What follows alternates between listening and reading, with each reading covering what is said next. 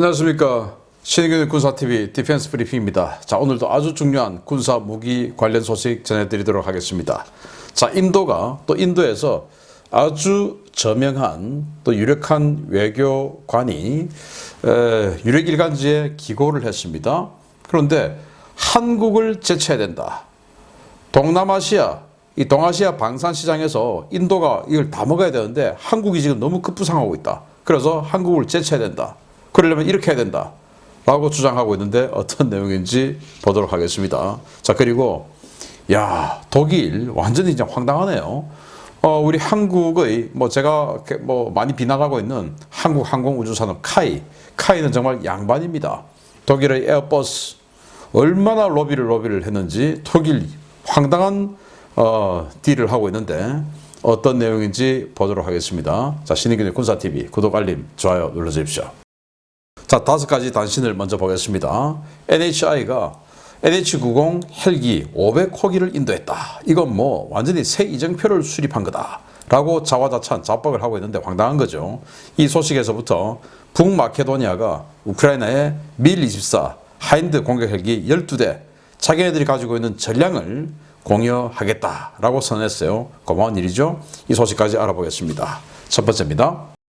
유럽 공동 출자 회사 NH인더스트리가 자사의 NH90 헬기 500호기 인도 기념식을 가졌다고 밝혔습니다. 14개국에 500대가 납품됐다며 NH90 모델의 새로운 이정표가 될 것이라고 자평했는데 14개국 중 호주와 노르웨이, 스웨덴이 계약을 해지하고 조기 퇴역이나 전량 반품했다는 이야기는 쏙 빠져 있습니다. 자국 방어를 위한 최소한의 물량도 남겨놓지 않고 우크라이나에 대대적인 군사 지원을 제공하고 있는 캐나다가 이번에는 8,000발가량의 155mm 포탄 재고를 우크라이나에 공급한다는 소식입니다. 사실상 무장 해제에 가까운 무기 공급인데 최근 K9 자주포 긴급 판매를 요청한 캐나다가 K9 자주포와 함께 탄약도 대량으로 구매하려는 모양입니다. 최근 미군과의 연합훈련을 크게 강화하며 미군 최신 교리 도입에 여념이 없는 일본 육상자위대가 지정사수 개념을 도입하고 이를 위해 독일제 G28 지정사수 소총을 도입한다는 소식입니다. 우리나라에서는 특수부대에서 극히 드물게 사용 중인 모델인데 드라구노프 저격총을 대량으로 운용하는 북한군에 맞서 우리 군도 지정사수 개념 도입을 서둘러야 할 것 같습니다. 한때 세계 전투기 시장에서 돌풍을 일으킬 것이라는 기대를 모았던 스웨덴 사브의 자스-39 그리펜이 지난 8년간 그 어떤 해외 고객으로부터도 관심을 받지 못한 것은 성능 문제가 아니라 무능한 정치인들 탓이라고 사브 CEO가 또 발끈하고 나섰습니다.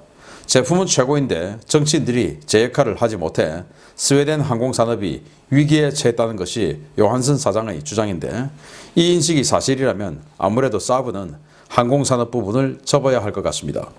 최근 우크라이나에 비밀리에 수호-25 공격기 일부를 공급한 북마케도니아가 이번에는 보유한 밀24 하인드 공격 헬기 12대 전량을 우크라이나에 공유할 준비를 하고 있다는 소식입니다.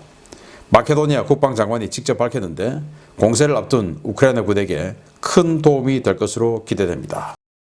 네, NH90 헬기 이게 비행을 하면 어마어마하게 떨려서 멀미가 나고 그리고 사람이 좀 많이 타면 바닥이 꺼져버리고 또 이 사이드 도어가 앞으로 열려가지고 헬기 건너 기관총을 장착할 수도 없고 이런 희한한 상태라고 하죠. 그래서 호주 완전히 조기 퇴역해버리고 스웨덴, 노르웨이 다 조기 퇴역해버리고 전부 이 UH-60, MH-60으로 갈아탔어요.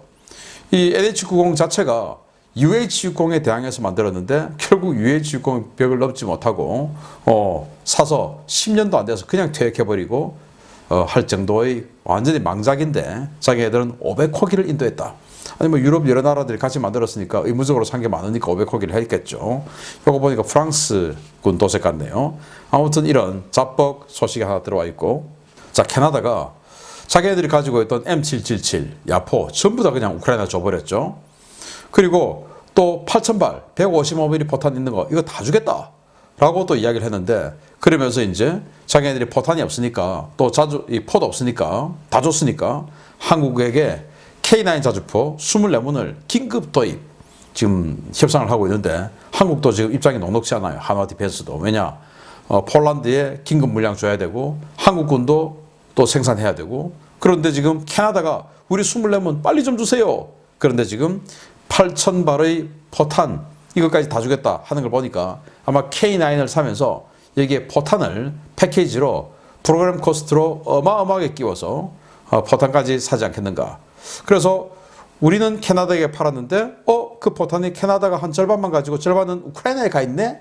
이제 이런 상황도 발생할 것 같습니다. 뭐 모른 척하고 주면 되죠. 그래서 K9 24문 사면서 포탄 30만 발 뭐 이런 딜도 있지 않을까라는 생각이 들기도 합니다. 자, 일본 육상자위대가 지정사수용 G28E2 이 총을 대량 도입하는데 이게 HK416 거의 7.62mm 버전 그걸 이제 HK417이라고 하는데 그 HK417을 반자동화 한 거라고 합니다. 자, 그래서 이제 더욱더 정확하게 그러니까 저격수의 약간 마이너 버전이죠. 지정사수가. 그래서 소대당 뭐 이런 게 하나쯤 있어야 된다. 그래서 서방 선진국들은 대부분 이 보병들이 다 이거 소대당 지정사수가 다 돼 있죠. 북한도 드라고노프 소총 가지고 소대 지정사수가 하나씩 있습니다. 그래서 우리도 우크라이나 전쟁 보면 우크라이나도 있고 우리도 이런 지정사수가 있어야 되지 않겠는가. 근데 18개월 의무복무 해가지고 지정사수 할 수 있을까라는 좀 의문이 좀 들기도 하는데 아무튼 서방 세계는 지정사수가 다 있다. 그리고 이 지정사수 저격수 하나가 엄청난 일을 만들어낼 수 있다라는 거 우리 다 알고 있지 않습니까? 자, 사브 CEO가 지난번에는 그리펜을 뭐 팔고 있는 게 미국 탓이다 라고 미국을 마구마구 욕하더니 이번에는 스웨덴 정치인들이 무능해서 그렇다 라고 하는 거예요. 미국처럼 이 스웨덴 정치인들이 좀 잘하면 우리 거 팔 수 있지 않느냐. 우리 거 물건 좋고 다 좋은데 정치인들이 못해서 우리 못 파는 거야. 그래서 브라질에게 8년 전에 계약한 거 그 이후에 단 한 대도 안 팔리는데 그게 정치인 탓, 미국 탓으로 돌리고 있는데 제가 봤을 때는 가격 탓, 성능 탓이죠. 그리고 유지비 탓이죠. 이게 무슨 뭐 이케아 같은 그런 그 가구점처럼 알고 보면 뭐 딱 보면 싼데 알고 보면 비싼 그리고 굉장히 불편한 이제 이런 물건이지 않은가. 그래서 뭐 엔진은 미국제, 레이더는 이탈리아제, 전자장비는 영국제. 이거 마구마구 그냥 사와가지고 갖다 붙이서 만들어 놓다 보니까 비싸죠. 그래서 그리펜 NG 대당 1억 5천만 달러. 그런데 8년 동안 지금 팔린 적이 없으니까 지금 만약에 딜 한다면 더 비싸겠죠. 이걸 누가 사겠습니까? 차라리 F-35 사지. F-16보다 더 비싸고 F-35에 필적하고 이런 걸 뭐하러 사겠습니까? 3분의 1 가격 주고 FA-50 사지. FA-50 에이사 레이더에. 그런데 그러니까 자기네들 탓은 안 하고 엉뚱한 탓을 하고 있는 이런 CEO가 있으면 이 회사는 안 되겠죠. 그냥 전투기 접는 게 좋겠다. 자, 북마케도니아가 작은 나라죠. 유고슬라비아에서 독립을 했고 지금 이제 얼마 전에 나토 가입을 했습니다. 그런데 자기들 가지고 있는 전투기 우크라이나에 턱 주더니 이제는 가지고 있는 12대의 전량의 하인드 공격 헬기를 또 점쳐다 주겠다. 그리고 우리가 뭐 좀 힘들긴 하지만 그래도 예산이 허용하는 대로 공격 헬기를 도입하도록 노력해보겠다. 서방제 공격 헬기를 도입하도록 노력해보겠다. 이렇게 또 이야기하는 거예요. 아마 미국으로부터 AH-1 제트 바이퍼 같은 이런 거 중고로 좀 도입할 그런 의향이 있는 것은 아닌가라는 생각이 들기도 하는데요. 아무튼 이렇게 십시일반으로 도와주는데 이런 하인드 이게 우크라이나가 대반격 작전에 나설 때는 굉장히 큰 도움 되겠죠. 특히 이거 우크라이나가 운영하는 거니까 따로 기종전환 훈련, 뭐 정비 훈련 안 해도 그냥 갖다 주면 바로 쓰는 거니까 좋죠. 거기다가 지금 뭐 57mm, 80mm 기가 로켓포 이런 거만 장착이 되어 있는데 여기다가 미국이 만약에 APKWS 이거를 딱 장착해 주는 순간 인테그레이션 해주는 순간 8km 이상의 밖에서 아주 정밀하게 때려버릴 수 있으니까 무지막지한 무기가 되는 거죠. 지금이야 뭐 이거 로켓 쏠려면 2km까지 접근해가지고 급강화 폭격하고 하다가 맨패즈 받고 격추되고 이러는데 미국이 APKWS 유도 로켓 딱 인테그레이션 해주면 이 맨패즈의 사거리 훨씬 밖에서 멀리서 그냥 유도로 정확하게 그냥 딱딱딱 타격해 줄 수 있는 무서운 무기가 될 수도 있습니다. 기대해 보겠습니다. 자, 중요 소식 들어갑니다. 첫 번째입니다. 독일군이 자국산 H145M 민수용 헬기를 대량 구매해 이를 개조한 경량 무장 헬기로 기존 공격 헬기를 대체하려 한다는 충격적인 내부 문건이 폭로됐습니다. 독일 정치권에서 로비와 뇌물 이야기까지 나오고 있는 상황인데 한때 정직과 신용, 근면성실의 대명사였던 독일이 어쩌다 이렇게까지 망가졌는지 모르겠습니다. 독일 국방부가 에어버스로부터 82대의 H145M 경량 헬기를 구매해 이 중 일부를 무장 헬기로 개조할 계획을 가지고 있으며 이는 기존의 타이거 공격 헬기를 대체하기 위한 목적에서 추진되는 것이어서 파문이 일고 있다고 아르마드니 노비니 등 복수의 방산 전문 매체들이 현재 시각 3월 20일 보도했습니다.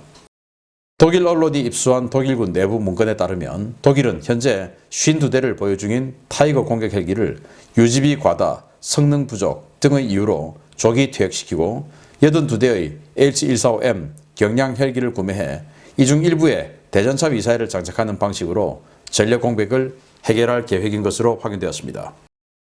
독일군 관계자는 미군 AH-1Z 바이퍼 공격 헬기의 비행시간당 유지비가 $5,000 수준인 것과 비교해 타이거 공격 헬기 비용은 시간당 $30,000 이상이라며 이는 업체에서 주장했던 비용의 3배를 넘는 수준이라면서 타이거 조기 퇴역과 신형 헬기 도입 사업 추진의 배경을 설명했습니다. 독일 정치권에 강력한 영향력을 행사하는 에어버스사는 프랑스와 스페인이 참여하는 타이거 마크3 프로그램에 독일도 참여해야 한다면서 해당 프로그램을 통해 타이거 공격 헬기 전력 현대화를 요구했는데요.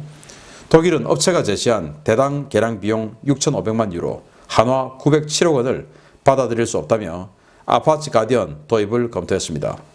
그러나 이러한 군 당국의 검토는 에어버스사의 압력에 의해 전면 수정된 것으로 알려졌는데요. 독일 국방부는 민수용으로 개발된 H145M 헬기 82대를 30억 5천만 유로, 대당 520억 원에 구매해 이 가운데 24대에 대전차 미사일을 탑재하는 무장 헬기 개조를 실시할 계획을 수립했습니다. H145M은 최대 이륙 중량 3.5톤급의 소형 헬기로 민수용 기준 시중 가격이 대당 792만 5천 달러, 한화 104억 원 정도에 불과한 모델인데요. 독일 언론들은 도대체 어떤 보이지 않는 손이 작용해 군용 규격도 아닌 민수용 헬기를 시중가의 5배에서 10배 가격으로 도입할 수 있느냐며 정부를 성토하고 있습니다. 미 경제 전문지 비즈니스 인사이더 보도에 따르면 독일 연방군 항공기 장비 기술국은 국방부에 보낸 보고서에서 이번 조달 계획은 작전상 필요를 완전히 무시하고 내려진 순전히 정치적인 결정이라며 반대 의사를 밝혔는데요. 도대체 독일 어쩌다가 이렇게 망가졌는지 모르겠습니다. 자, 이 헬기입니다.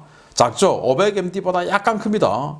우리 한국에도 닥터 헬기로 소수 운영되고 있는 헬기예요.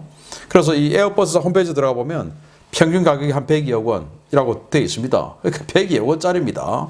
이걸 독일이 무려 대당 500억이 넘는 돈으로 사는데 그 사는 이유가 뭐냐?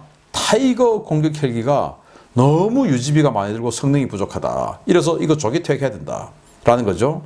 이 타이거 공격 헬기의 유지비가 미 해병대가 쓰는 AH-1Z 바이퍼 공격 헬기의 6배, 그리고 아파치 공격 헬기의 3배. 이게 말이 됩니까? 능력은 절반도 채 안 되는, 아파치의 4분의 1도 안 되는 이런 완전히 저성능 가지고 그만큼 받아먹으니 또 가동률은 더 떨어져 있고, 그래서 독일이 견디다 못해서 못하겠다. 이제 손을 들고 하려고 하니까 에어버스가 야, 그러지 말고 우리가 개량해줄게, 성능 좋게 만들어줄게 하는데 실제 신기체를 만드는 건 아니고 개량 비용이 대당 907억 원. 아니 그럴 바에 우리는 차라리 아파치 사겠다. 그게 더 싸다. 그러니까 그럼 잠깐 스톱. 그러면은 새 거 사라, 새 거. 그러니까 이제 이거 사라. 독일군에서 지금 또 쓰고 있으니까 부품도 뭐 이렇게 나눠 쓰면 되지 않느냐라고 또 압력을 넣어서 결국 독일군이 손들은 것 같습니다. 업체가 완전히 이긴 거죠. 그래서 이 중에 82대를 사는데 이 중에 24대를 무장 헬기로 만드는 거예요. 근데 그 무장 헬기 가격은 도대체 얼마겠습니까? 이 82대 전체 가격이 500억이 넘는데 520억 원. 그런데 무장 헬기 24대 이런 식으로 업그레이드를 하죠. 이렇게 되면 이건 또 얼마나 비싸겠습니까? 이거 아파치보다 훨씬 더 비싸겠죠? 정말 기가 찬 건데 업체, 즉 에어버스의 입김이 얼마나 세면 이런 짓을 하냐? 아니 민수용은 100억 원인데 이게 뭘 큰 게 들어갔다고 이게 520억 원입니까? 말이 안 되죠. 그러니까 업체가 정부를 휘두르는 이런 상황, 이건 정말 막아야 된다. 그래서 우리 카이도 사장을 자꾸 청와대 지금 뭐 대통령실에서 임명하는 이런 구조가 이어져서는 안 된다. 카이가 군을 지배하는 이런 행태가 계속되면 이거 우리도 지금 진행되고 있는 일이죠. 분명히 해병대는 제대로 된 공격 헬기를 구입하려고 그렇게 노력했는데 사령관이 국회 청문회까지 나와가지고 우리는 제대로 된 공격 헬기를 가고 싶다라고 이야기까지 했는데 그거 다 무시하고 어떻게든지 국방부에서 논리 개발 딱 해가지고 맞춰가지고 수렴 무장형 확 집어넣어버렸죠. 그게 제대로 움직이겠습니까? 말이 됩니까 그게?